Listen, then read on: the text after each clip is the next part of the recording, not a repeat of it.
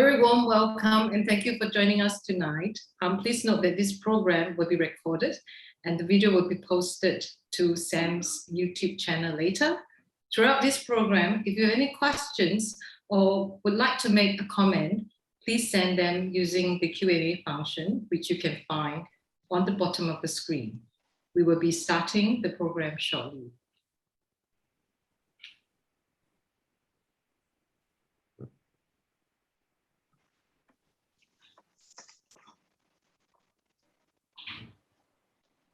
Hello, I'm Chai. I'm from the Singapore Art Museum. I'm pleased to welcome to you this evening three explorer of cultures, and very, very pleased to introduce to you Yeow Kai Chai, Alison Schooling, and Sarah Teng. I would like to take this opportunity to ask my guests to introduce themselves. And so perhaps we can start with Kai Chai first. Thanks, Chai. I'm Kai Chai. I'm a poet and editor. And I'm very, very happy to be invited by Sam, Chua and Sarah and Schooling, one of my favorite visual designers. Yeah. In responding to Bruce Nauman's work. Yeah. Alison, could you introduce yourself to the audience tonight? Hi, everybody. I'm Alison Schooling, one half of Sarah and Schooling. So we are primarily a graphic design firm who focuses a lot on visualizing text, right? And also designing any printed publications, a lot of literary books, yeah. And we're also lecturers in LaSalle and NAFA. Sarah, would you like to share a few words about yourself? Yeah, so I think Alison basically covered it. We're not very complicated, but we are also very happy to be working with Kai Chai. We have obviously, he's a very renowned name like in the literary industry, and for some strange reason we have never collaborated before. So it is nice to be able to be placed together to kind of unwrap Bruce Nauman's work together, and SAM put us together to do this. Yeah. So actually, just to allow the audience a little bit background about what we're doing tonight, SAM Unwraps is actually a new program to look at unwrapping works of art, and the inaugural show featuring the three fabulous guests here is to unwrap a very interesting work by Bruce Nauman. And for some of you who may be familiar with Bruce Nauman, he is American, and this particular work that we're looking at is called Body Pressure.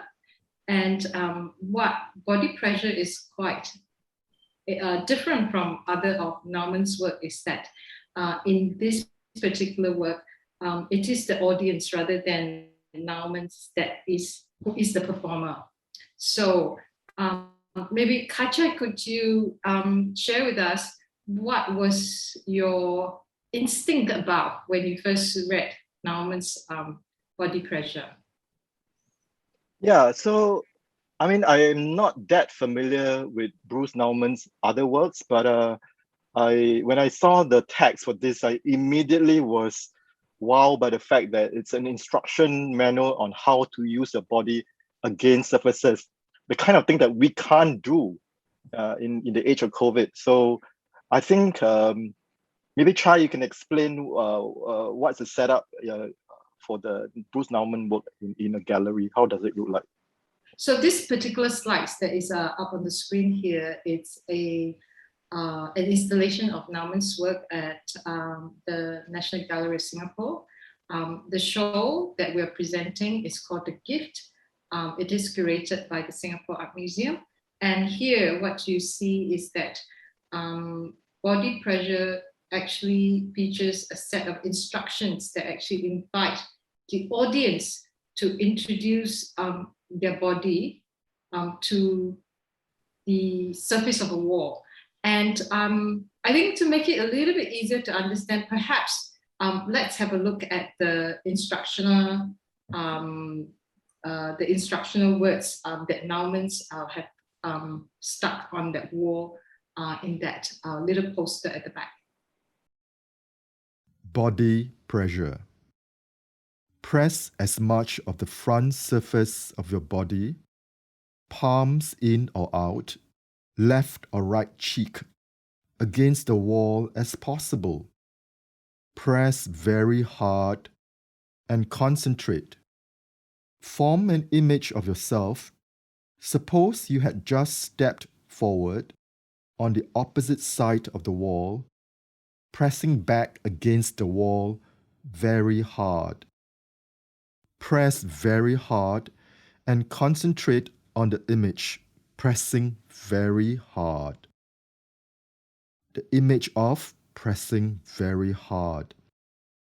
Press your front surface and back surface toward each other and begin to ignore or block the thickness of the wall. Remove the wall. Think how various parts of your body press against the wall. Which parts touch and which do not. Consider the parts of your back which press against the wall. Press hard and feel how the front and back of your body press together. Concentrate on tension in the muscles, pain where bones meet, fleshy deformations that occur under pressure. Consider body hair, perspiration, odors, smells. This may become a very erotic exercise.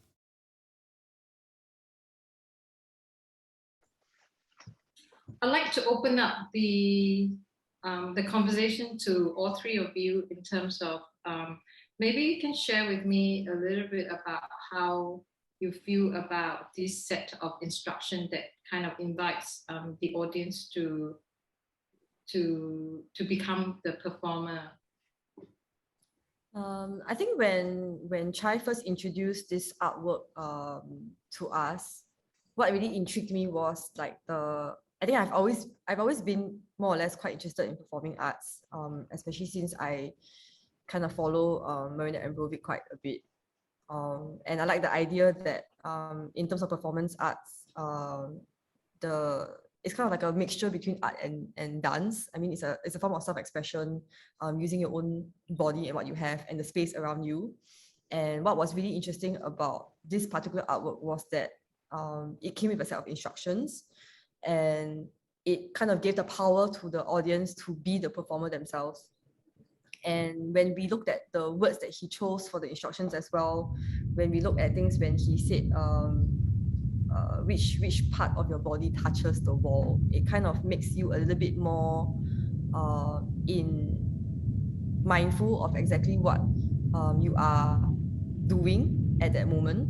And even when he said things like remove the wall, like coming from someone who I think works primarily with trying to understand people's texts and being very acutely aware that the way people respond to text also has its own context, right? Based on our own experiences. When we say things like remove the wall, what do we mean like by remove, or what wall are we referring to as well?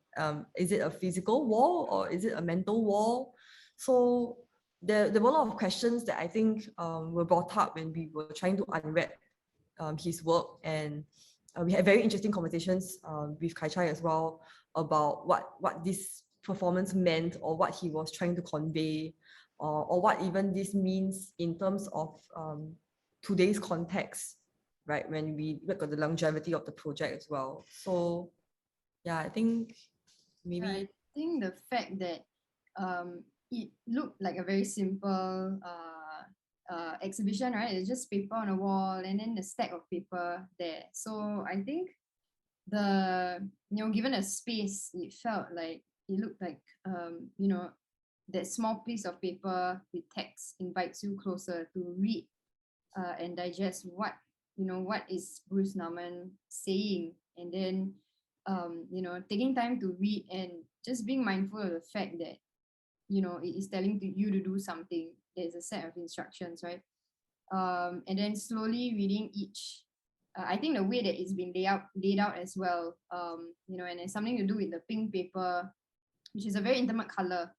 You know, I mean, pink, we associate it with, yeah, intimacy, touch, or skin, or like passion. You know, it could be whatever you think pink means to you, right? But you know, and inviting the viewer to perform, I think that was really interesting. And the fact that he had a stack of paper there. So if you know, I mean, it's also inviting because it lets you decide, do you want to perform there on that wall, or do you want to do it at home in a private space? You know, to look at movement, to dissect what the words mean. And yeah, I think like what Sarah mentioned, you look at the text and you different people decipher it in a different way. So you know, even thinking about what body part to use, right? It doesn't really specify what body part are you pressing. Everybody's movement will be like really different. You will feel different things in different areas. So the experience personally for the person who is actually performing it, the viewer who's actually doing it, would be very, yeah, I think it's an intimate experience for themselves. Yeah. I think also asking 3 people who are very sensitive to words, Yeah. to break down an art piece that was about words. We might have read too much into it, yeah. But I think Kai Chai, when we were discussing about the project, one of the most interesting things that caught your eye was the word erotic. Yeah. Explain, yeah. Okay. Okay, let's come to the most exciting word here. So I mean, yeah, so I guess when it comes at the very end, the sentence comes at the very end. So immediately it sort of questions what happens in the past. Like, are you supposed to follow them faithfully? And is this whole thing a satire, or is this completely subversive? So all those things that Ellie and Sarah say, I mean, I didn't get it, but that's what you mentioned, Ellie, about the pink color of the paper. So pink, as far as I remember, it's also used as a kind of soothing color in prisons, in jail. Apparently, people use the word pink in very masochistic or in very machismo kind of places, male prisoners, because it's supposed to be calming. So immediately I thought, yeah. So immediately I thought of 2 things. One is the instructions feels like a yoga master, you know. It's because this is in 1970s, right? Yeah. So when he came out in 1970s, it was a time of Jane Fonda, the wellness, the exercise, the get well. So people like to do things like basically keep fit and kind of they into yoga. So it in some ways it reminds me of that. Yeah. On the other hand, it also reminds me of being in prison. So I think Nauman is probably talking about how we as a society likes to follow a set of instructions because it brings us to a better place. But on the other hand, it's also making fun of us because yeah. I mean the whole thing is what exactly do you do when you say you remove the wall? So on that many respects, so many things that Nauman's text you can interpret on an individual level. Yet it's a very intimate, personal, but on the other hand, it's also very communal because the whole thing can be done like as if it's in a prison. So I thought interesting part also where like you don't know who is going to interpret the text, and the audience comes from many different walks of life. So for someone who don't actually do this kind of thing, you wouldn't know, you know, what is being brought out of them at that point in time. Yeah. I think the beauty of being in the creative field or in arts in general is that everyone can have their own interpretation or their own experience with the piece, whether it's music or whether it's design or whether it's literary arts or whether it's performative arts. And like that really keeps me going as a creative person. Like I tell my students that like that's why I continue doing what I'm doing. I don't do it because like it pays me well. I do it because I really enjoy the process of being able to, you know, like connect with people on a different level. So when we looked at his work also, obviously we are viewing it in a lens that is of today's century and of people who are very sensitive to words also. So like I wonder lah, like when he did the art piece, did he did he consider the fact that it would have lasted for so long, or it would have made an impact on people from so many different eras and times, and whether he really just wanted to talk in for his own people in his own time in the 70s. So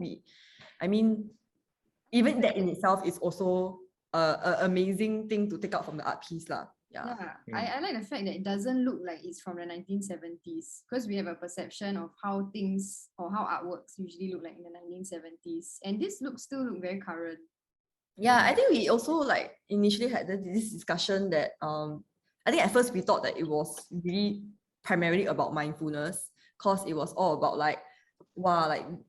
ensuring that you are mindful of the space that you're in and the actions you're taking and the things that you're doing. But then we all tried to do some research on him, and it was incredibly difficult to have any information, because he's a very private person. He doesn't do much interviews, and there was nothing we could find about this work. And then I think Kai Chai managed to find this interview that he did, dug out from some obscure area of the World Wide Web. YouTube, yeah. And we realized that the bulk of his work was actually not about mindfulness. It was about surveillance, right? I think you said it was surveillance. Yeah. Yeah. I mean, he's questioning authority lah. He's questioning about yes. whether you follow instructions. Yeah. Sorry, Ali, your thing. Also, he's done different mediums, right? So I think it brings us back to the point where Sarah, you were mentioning how as creatives, you are always trying to maybe not just do something different, but question things that they don't necessarily need the same medium or a consistent way of doing artwork. So I think for Nauman, all his works are very different, right? I think he does neon signages, the text. I think the medium is different, but going back to what Kai Chai said, his work, even though the medium was different, it was always an underlying questioning about authority and all that, and it gave a very fresh new lens to how I viewed the work as well. It really made sense how his meaning took more importance over the medium that he used. Yeah. I mean, essentially, it's language lah. He's not about the alphabet or whatever, but he uses the medium neon, the paper, even the alley are very, very sharp, because I didn't get it. The pink color for me is a very subliminal language. So it's also flash. It's very flash. It's the color of the skin as well, quite a close color to the skin. And I think that what's quite interesting is this idea of transitioning from physical to mental. And so actually the work is very conceptual, because we think that it's about the physical, but actually it is, in order to get you beyond the surface of the wall, you have to transcend beyond the physical to do that in that context, which I find that very, very interesting. Yeah. So Chai, for this exhibition, the audiences cannot enact the instructions, right? For the one and SAM. Sorry, you have to repeat yourself. We were basically at the SAM exhibitions, the audiences cannot go against the wall. I mean, they cannot do the instructions at all, right? I think we can't. It's a little bit difficult at this point in time because of COVID, and then I'm just thinking about practical reason that how much cleaning there after. So I think it might be better to do, get a copy and of the instructions and. COVID has caused, I think, a lot of the way we experience art to really, really change. Yeah, and it's a bit sad lah. Yeah.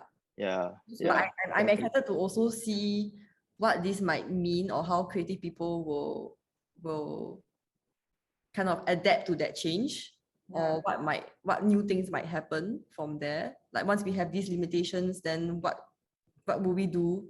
To in response to those limitations, then that will be interesting to see as well. Yeah, I think because it open up new avenues as well, right?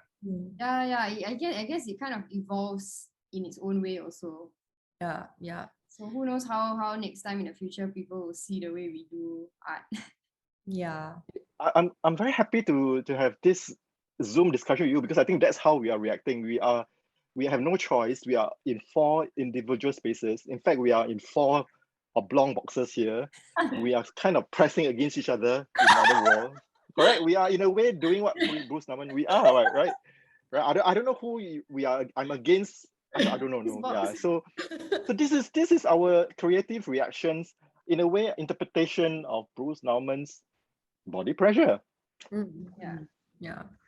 But in a way, it's quite nice as well, because once upon a time, maybe the reach that we could, it's quite constrained by the geography and the physical. But now, having to be on this digital platform, we can actually go pretty much anywhere in that sense that, and someone from elsewhere could actually come in and pose some questions to us about the work itself. But the work, just having this idea about it, and I think that what we are very delighted to share is also Kai Chai has actually written in response to the Nauman's work a poem. And so maybe Kai Chai, could I get you to share a little bit about the poem you wrote in response to body pressure? Yeah, so I'll just briefly introduce before you all play the video. So essentially, I'm wanted to pay a tribute to Bruce Nauman by using all 752 letters of the original instruction manual and write a new poem, especially in light of the pandemic and in light of the fact that we cannot actually touch each other. So the poem that I wrote is called Under Pressure. Maybe you can play the video. Okay. Under pressure, an anagrammatic and erotic response to Bruce Nauman's body pressure. Cordoned off, a twin stowaway snots on bedsore syrup. Vague scars hem us in. Veranda dry. Hydra reposes, a jaded seraph's switching. A hacksaw table glints. Shards veer on a droopier strip. A flabby, tacky frock pouts. Puck! Rob the lock! Prisoners secured. Hewn from whitewashed things, a fort feebly seeps. A rotto spins a farewell ghost, or an exorcist's toy trinity. Thunder. Through tall, broody foyers, grandpires shiver. Softer urns, unclogged, slop. I copy sketches of vaporous wraiths. Pinholes swap. Opposite, the poet's uncharted court encroaches. Anemia fog clears. Faded monitors. The hatchet's euphony begins with the nation's catheter. Hunt the witch or pierce the trefoil. A viral scarab slides out from mulch. Tolerant music and fronds of sentient engines. My lost bare tendon belched up from a briny pond as a cryptic lyre riffs and ravels. A meek whelk here,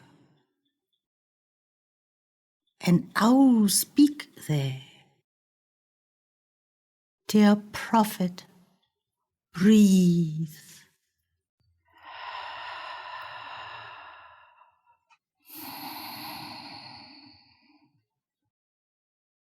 Focus your fear.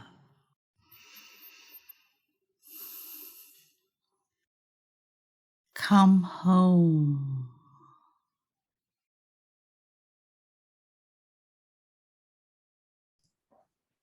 So can I just say to any viewers who are viewing in right now that if you had no idea who Kai Chai is, this guy wrote a response from somebody else's alphabets and he did it in like, what, two days? Yeah, so I was like blown away. It was just disgusting. I don't know. I mean, I know we had an earlier conversation about how Bruce Nauman has different mediums for a message, but you are clearly like expert in the medium that you are in. Like, I don't know how you did it, but you did it. So, wow. But thank you so much for that very beautiful piece of work.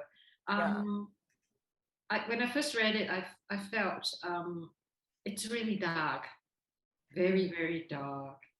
But I'm on the dark side too, so I really enjoy. You're all wearing black now.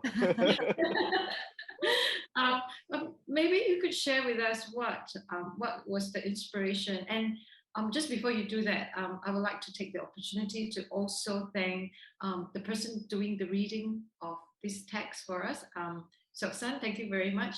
We really enjoyed your reading, and I think that you brought a different layer to Kai Chai's work as well. Yes, yeah. I have to add that I think when we are reading text as well, we read it in like our own voice in our head. And to hear it from somebody else, really this does bring the text a different meaning as well. So yeah, the person who reads the text is also very important. Yeah, in terms of the way. Kai Chai, maybe you'd like to share a little bit about the inspiration that make you write under pressure. I hope it's not me that put you under pressure to write this. Don't worry. As a writer, or even Sarah and Schooling will agree, or even you, Chai, we all work under pressure. So the pressure is even much more amplified because of COVID. So when you approach us, the deadline was very tight, and I didn't want to be the one that slowed everybody down. So I had to finish it over the weekend. But I think once I got the spirit of Nauman, that it's about the erotic thing, and I thought, it's interesting, authority and erotic, the idea of imprisonment, tactility, performance art, but also the idea of creativity all comes into play. So I wrote this poem because I'm also into cinema. So if I have the budget and if Sam has the money, I would love to turn it to a short film, actually, more like a cinema. Yeah. And because so I mean, I guess it's such rich content, and I think it's difficult also because in my head it started off with this really, really dark, and then as you approach, you have all this, all these creatures and real and imaginary, and then which it's quite. I think the first half of it is really, really, you feel that it's so tight and you're trapped. And I think at some point in time there was some relief when the fog kind of clear in that context, and that's when you kind of feel that, oh, okay, I can breathe a little, which is quite interesting for me, as I was trying to decipher your text. Well, was there a reason why you chose to respond as an anagram? Yeah, partly because it's a prison. I do not want to create more words or introduce more letters. Essentially, I'm deconstructing the prison that Nauman has created and reconstructing it. So I'm not really trying to add things to it. I'm actually using the same elements, and then whether this is another form of surveillance, another kind of entrapment. It's 2021, we are responding to it in the age of pandemic. So the poem is about, we can either give in to this imprisonment, or we can use our mental mind to, wow, that sounds like a tautology, a mental mind.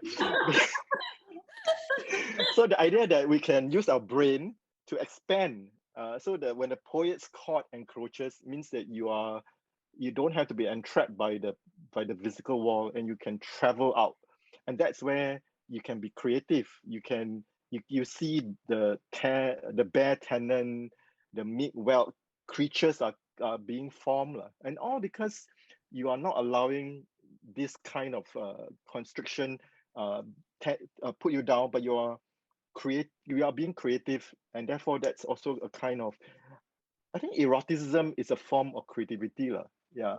I Although think, without being yeah, R-rated.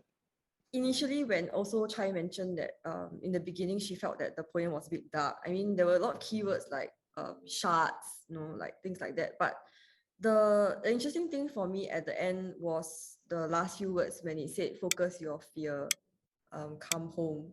Then that words were very they really brought a sense of peace. The idea that maybe entrapment is kind of not so bad, or it is kind of like a if you are in the right state of mind, then no matter what you feel you're entrapped by, you can kind of work through it.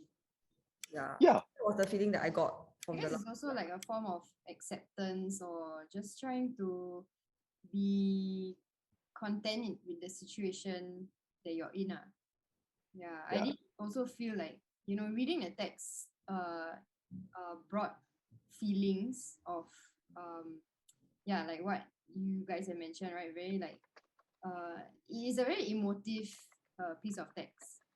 And then, but also liberating towards the end. Yeah, this actually reminds me of the Netflix show, like the Chair. I'm sure you guys have watched it, right? I mean, we're all in the literary arts. So like she's just basically a professor who teaches like linguistics and language. And then she mentioned, I think one of the lines she mentioned was the idea that when it comes to text, it brings you out of a world that you might be entrapped in. And that really hit me really hard, because I think I spent a lot of time reading, and I enjoyed the story so much that I would be very upset, when the story ends, because like I was like having such a good time, and I felt personally invested, like I was in the story. And I think that's really the beauty of text in itself, that you bring someone into a different world, and then you introduce them to this world, you introduce them to a different place, and expand their mind, their horizons, and basically their understanding of the world. And then when it all ends, it's like a bit sad, but then it has to eventually end, because it can't be a never-ending book. But but when I saw your response to Bruce Nauman's work, I was like, I wonder, if he would have been, interested in the idea of how a fellow creative person used a medium that probably wasn't his main medium, right? Because his main medium was performance, not text. But to take a subsidiary of what his artwork was about, and completely flipped it and had a whole new like idea to it. I think that was just amazing, lah. Yeah. So there's you mentioned the Chair. So I'm also come to think, I'm also influenced by this movie called The Mauritanian. Do you know anything about it? Okay, basically it's a Jodie Foster film. It's about this Mohamedou, I can't remember his full name, but he's basically a Mauritanian man who was held for 14 years without charge in a Guantanamo Bay detention camp for 14 years without charge, because of the supposedly suspect in the as a suspect for September 11, the bombing. So what happened was, what was most remarkable was that he never lost faith, and he was supremely optimistic, and that he never bear any grudge against the people, the people who were working there, I guess the American military. And I thought that in a way was very inspiring, and it kind of influenced how I feel about the fact that we all are entrapped in one way. But compared to what he has went through, 14 years without charge, and of course being punished and abused, and yet he remained completely sane and creative, and he wrote a memoir. So to me, that is the ultimate example of someone who is creative, despite the fact that everyone, I mean, well, not everybody, the people who try to imprison, try to take away his humanity. Yeah, so not to be political about it, but that is also the Is it reason why. Yeah, Oh wow. it's a true story. It's a Documentary. no, it's not documentary. It's a movie starring Jodie Foster. Oh, And Benedict Cumberbatch. So, and the guy who acted as the prisoner is Tahar Rahim, who is in The Serpent, the Netflix show. I don't know whether you all saw it. yeah, I saw that. Yeah. So Yeah. that guy, the French guy. Yeah. So I don't know, this is way off point, but basically the spirit of imprisonment, the idea of whether you're physically imprisoned, but are you mentally imprisoned? Yeah, sure. Yeah, I think that initially when COVID first hit as well, like I felt like I braced myself for it. Like I knew that it was coming because there was so much news about it, and like I wasn't as bothered as I am by it now. As strange as it might say, as you might come across lah, because like as the time goes by and as this drags on, and it feels like there is no solution or no way out of it, it becomes like a very subtle underlying nightmare. Like, yeah, it feels like what Kai Chai's work is about. It also I think that 1984, right? That film, the dystopian society where everybody's like, if you had a thought, if you had your own thought, you get found out and then you will be punished. And the fact that, does this mean that when we see someone else, just following rules and all that, are they okay with it? Are they really okay with it? Are they just going with the flow, or are they entrapped or thinking of an escape? And you will never know because everybody's just following, going into one direction. Yeah. Feels like COVID is our I think going back to bring us back to the beauty of art is that because it allows us this avenue to allow us to transcend to some extent the constraint, and I think that's the beauty of that allow us to think creatively. It's very powerful in that sense. I think going back to Nauman's work, it's this idea of having to transit from, say, physical to a mental exercise. I think in some sense that we are taken into, I think in some sense that the kind of physical constraint that Kai Chai is responding to both Nauman's and perhaps COVID as well. And then he took us on the journey back onto a kind of mental journey, which allowed us some respite to some extent. I think in that avenue, I think that is quite, I think that's really, really nice. And that allowing you to be in a kind of mental state whereby you can, I think it's like towards the end of your poem, whereby you can breathe and then you can let go. And I think to some extent, are you advocating for that, a kind of, when you embrace that fear, you can release to some extent. I don't know. Exactly. So the fear here is not like a horror movie. It's this kind of fear that we are facing, the fear of the unknown, the fear of whether tomorrow the COVID cases are going to go up. So it's this kind of constant low key, minor key kind of fear that we are living with, and it can wear you down. So, but in a way, also kind of allude to Nauman instruction. So focus your fear is similar to what Nauman does, which is press very hard. It's a kind of command in order to make you relax. So it's quite an ironical statement, right? In order to make you relax, I have to tell you to focus your fear. Yeah, that kind of thing. In a way, it's also somewhat a familiar feeling that you don't even realize. Yeah. In a way, because we are so adrift, right? We need people to tell us, do this. I mean, it's also maybe allude to what COVID is doing to us. I mean, look at how Singapore is handling with COVID and maybe other countries. When you compare ourselves to another country, maybe one of the biggest countries in the world, about how the mixed messages or mixed signals, some say I don't want to follow instructions, so I think that's where sometimes instructions are also important and necessary for us to get, because we need the comfort of authority or some kind of authority, but not the bad kind, to tell us to follow. So I'm not saying all authority is bad, but in some cases, maybe you need to follow instructions in order to get to a better place. I'm very proud to be Singaporean. I'm very proud that we are efficient and we follow instructions, and like it's good instructions. Like everyone is like sane. Yeah.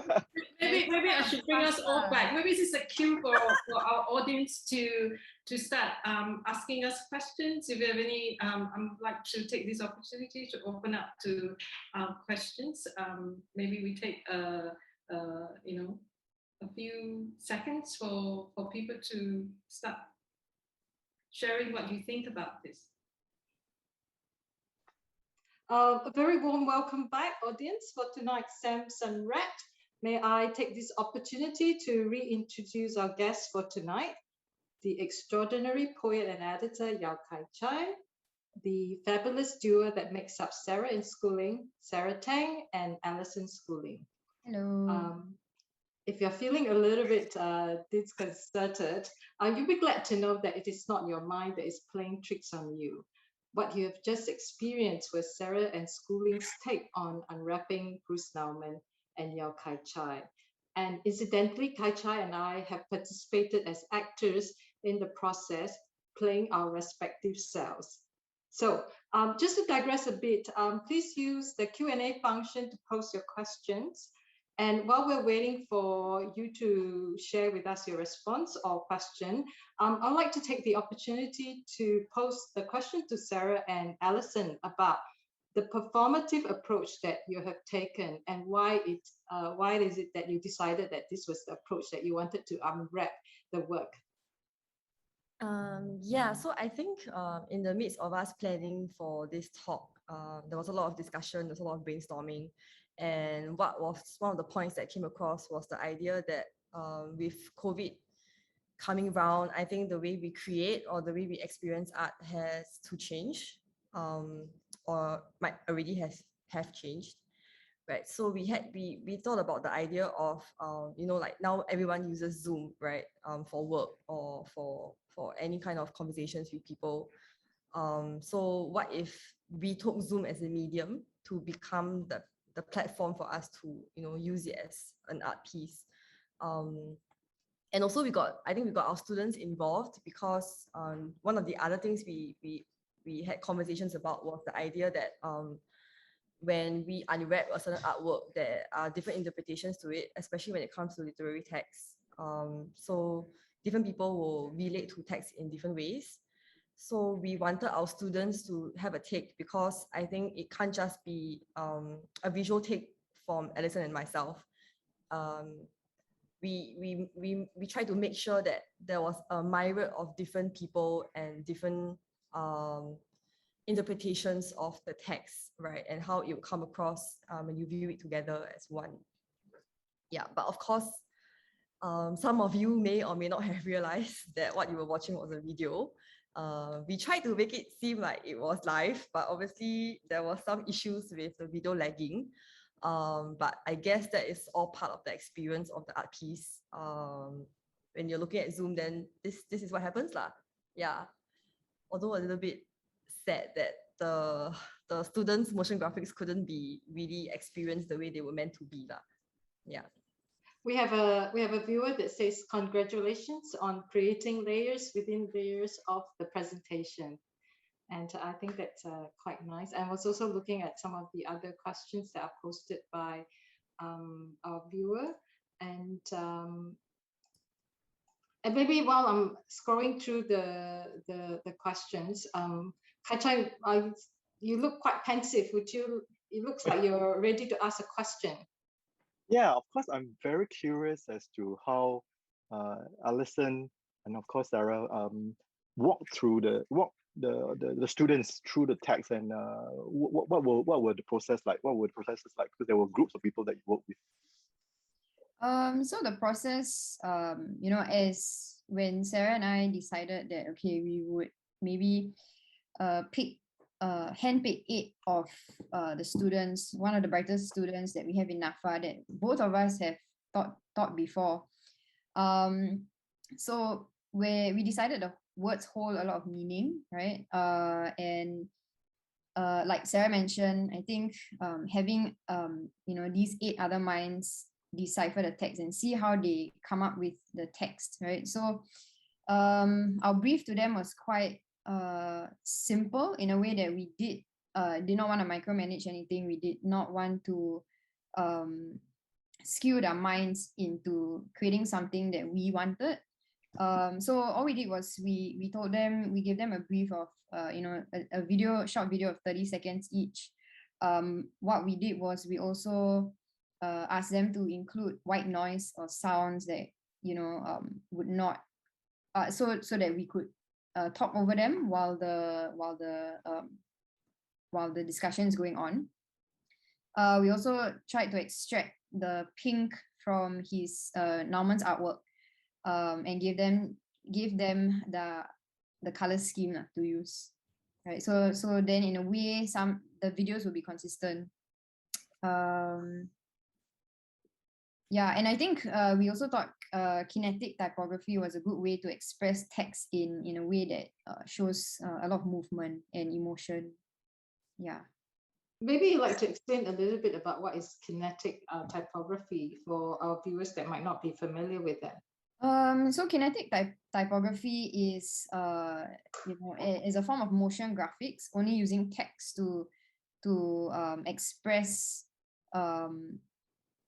a certain using text or words or letters and movement to express a very static text, right? So to bring life to it.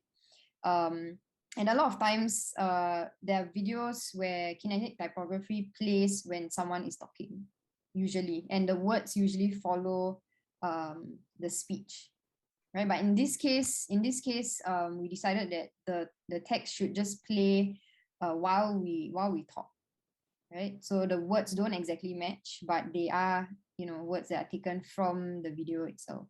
Yeah, from Kai Chai's text and as well as Bruce Nauman's text. We have a question.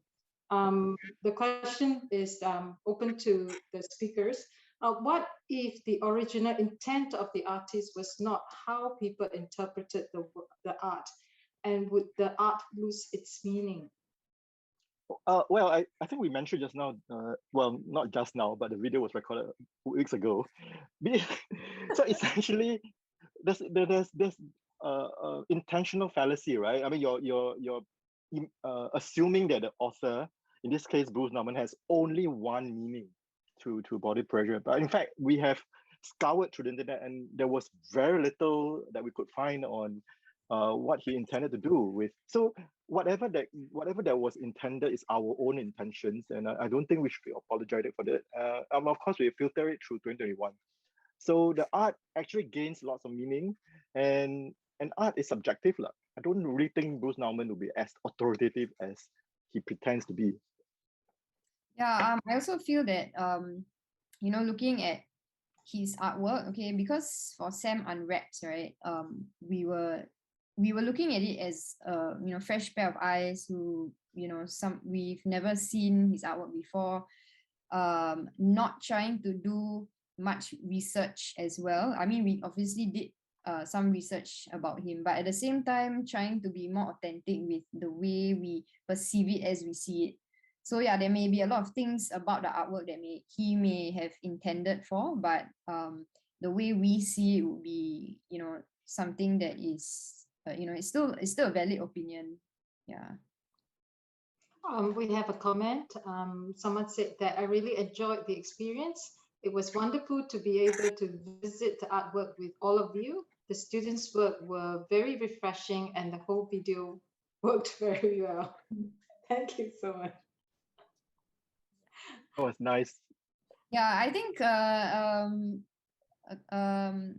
Chai, I think I think Sam would put up the actual videos so that if you feel like it wasn't really a good experience watching it when it was laggy, you can still watch it again.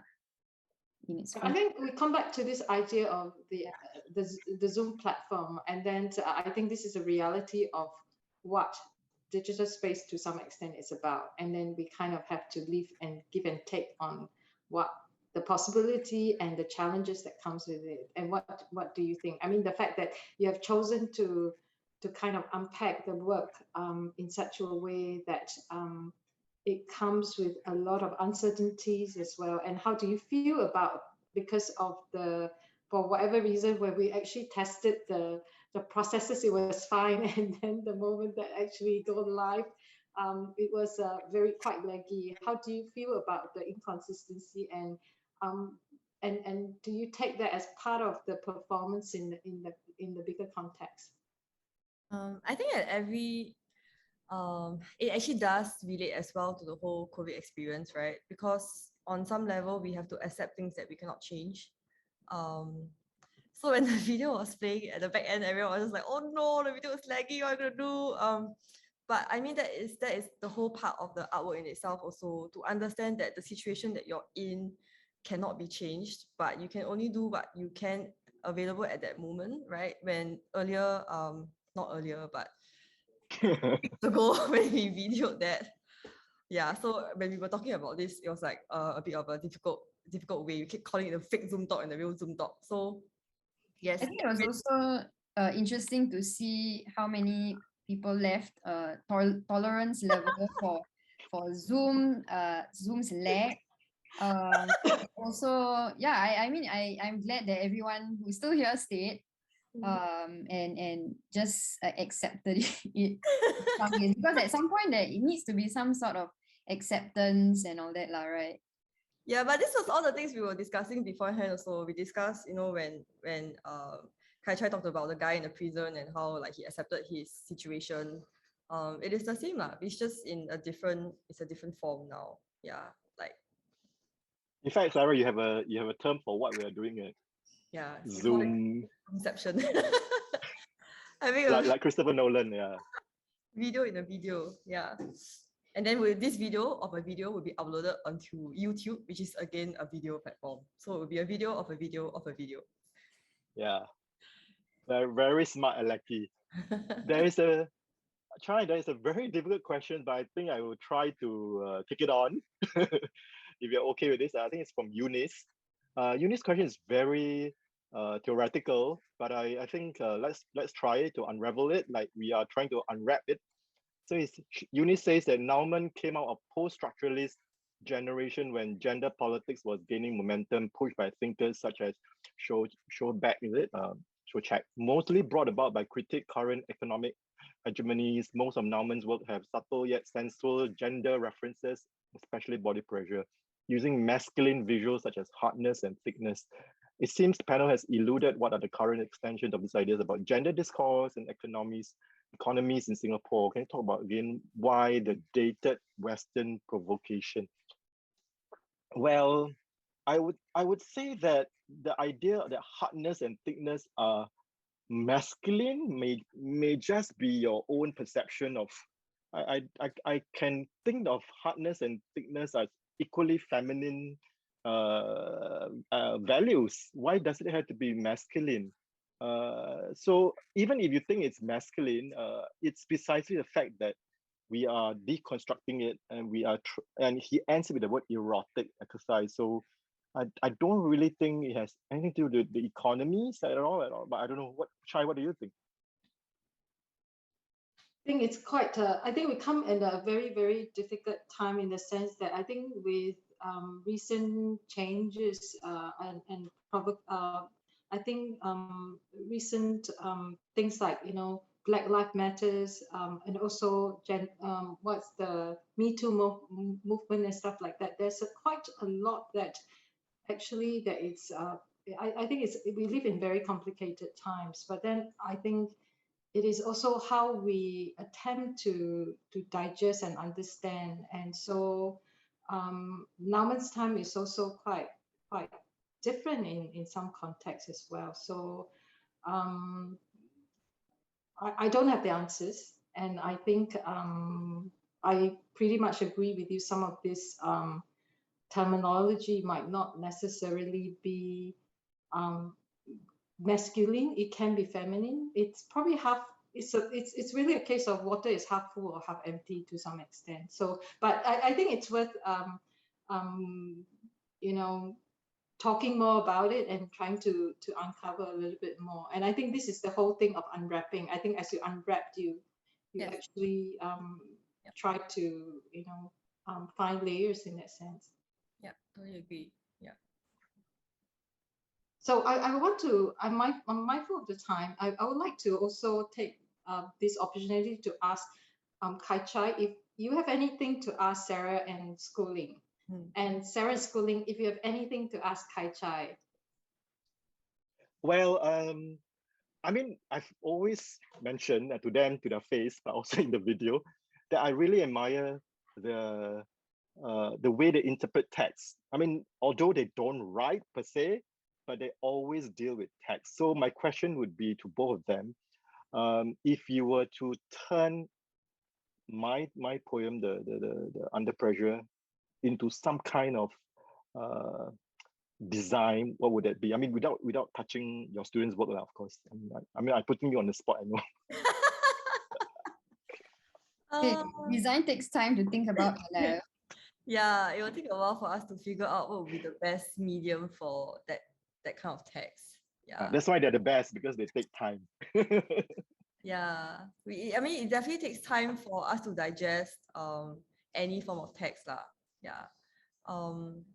But off the top of my head, I mean, I felt that the motion graphics were definitely the first thing that came to mind, which was why I had the idea of getting students to come in to do moving text as well. Because it's also the understanding of how, when you look at alphabets moving on the screen and we relate that back to how a body moves towards a wall, that was also part of it lah. Yeah. Yeah. I'm just wondering that, let's say we can do this in person, right? I mean, if Sam tells us that we can construct something on the spot and put them juxtaposed beside Nauman's work, what would the three of us would do? I think it might be very different from the video. Yeah. Yeah, for sure. Right? For sure. Yes, definitely. From the top of my head, some kind of projection mapping also would be quite interesting. Yeah. You know, and then, you know, text, you know, showing text on body movements or a performance. So maybe necessarily it doesn't always have to be about graphic design, even though we're graphic designers, but we could always implement other things like performance arts. Yeah. You do like a live calligraphy session also. Yeah. So Sarah and Schooling, do you have any question do you want to ask of Kai Chai? I'm still in awe that he wrote the thing in 2 days. But I don't really have any questions besides the fact that this guy wrote something. I show you the trick later. Yeah. Maybe there will be another session where we can further unwrap Kai Chai on another day. Don't unwrap me. Unwrap you. Not in. Yeah. Sorry. Actually, I really saw the comments and I'm quite glad that most of the people are having like good feedback about it. I mean, we were really very worried at the back end that the video lagging was ruining the experience, but probably also it was obvious to us that it was a video because we recorded the video, but some of you actually really didn't realize, so that was quite cool. Someone said that they joined halfway and thought that it was their Wi-Fi lagging. Yeah. And, but great job. I know him actually, Ian. Yeah, we all know him. Hi. you know him too, yes, of course. And anyway, I think with that note, I'd like to thank Sarah, Alison, and Kai Chai for taking the time to unwrap Bruce Nauman, and to Sarah and Alison to unwrap Kai Chai's poem. And perhaps a round of virtual applause, please. Thank you so much.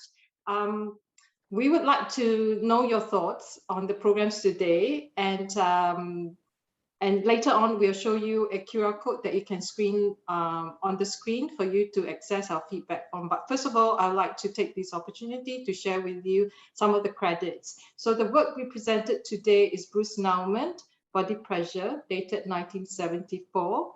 And then the other work that we presented today is a poem, an anagrammatic poem written by Yeow Kai Chai, entitled Under Pressure. And in the video, what do you have actually Sarah and Schooling has presented? The art directed the video, and the kinetic typography were designed by students from the Nanyang Academy of Fine Arts. And in the original video as well, there were two readings. The first reading, Body Pressure by Yeow Kai Chai, and the second reading was Under Pressure by Tan Seok San. And we would really like to take this opportunity to also thank Seok San for doing a fabulous reading. So back to some feedback. We would love to know your thoughts on the program today. We hope you can take a moment to scan the QR code displayed on the screen. And SAM also has a range of other programs as part of the exhibition, The Gift, which is currently on view at the National Gallery of Singapore. If you'd like to talk tonight, please join us for our other offerings, including the Cross-Cultural Art Dose series coming up on this Saturday, 2nd of October at 11 a.m. Please visit the SAM website for more information. Once again, thank you to our wonderful speakers, and a big thank you to you, our audience, for spending Thursday night with us. Take care, keep well, goodbye, and good night. Thank you. Bye-bye.